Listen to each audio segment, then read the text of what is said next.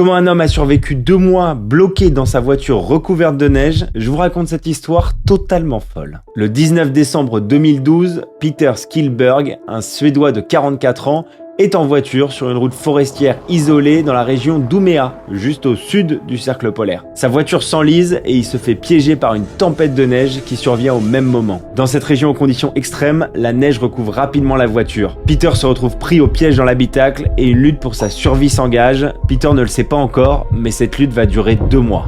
Les températures extérieures atteignent moins 30 degrés. Dans la voiture, la température se maintient juste au-dessus de zéro grâce à ce qu'on appelle l'effet igloo. Par chance, Peter a dans son coffre des habits très chauds et un sac de couchage. Il a aussi quelques réserves de nourriture, mais elles sont très vite épuisées. Pour s'hydrater, il mange de la neige qu'il récupère en ouvrant sa fenêtre. C'est dans ces conditions extrêmes qu'il va s'accrocher à la vie pendant 2 mois. Jusqu'à ce jour du 17 février, la neige a un peu fondu, laissant apparaître le haut de la voiture. 2 personnes se promènent en motoneige et tombent sur le véhicule. Ils jettent un œil et voient Peter allongé sur le siège arrière, recroquevillé dans son sac de couchage, affamé, à peine capable de bouger ou de parler. Les secours interviennent et il est immédiatement conduit en soins intensifs. Il souffre d'hypothermie et de malnutrition sévère, mais il est en vie. Et selon les spécialistes, il aurait pas pu survivre 1 ou 2 jours de plus. Il avait vraiment atteint sa limite. Au bout de longues semaines de combat, Peter Skillberg retrouve une vie normale. Son cas est tellement extraordinaire que les experts tentent toujours de déterminer comment cet homme de 44 ans a pu survivre dans des conditions aussi extrêmes. Selon le docteur Stefan Brandt, le métabolisme de Peter aurait ralenti comme celui d'un ours en hibernation et ça aurait rendu plus facile le fait de se passer de nourriture. Je trouve cette histoire totalement dingue, alors si elle t'a plu, n'hésite pas à t'abonner parce que j'en raconte souvent des comme ça sur mon compte.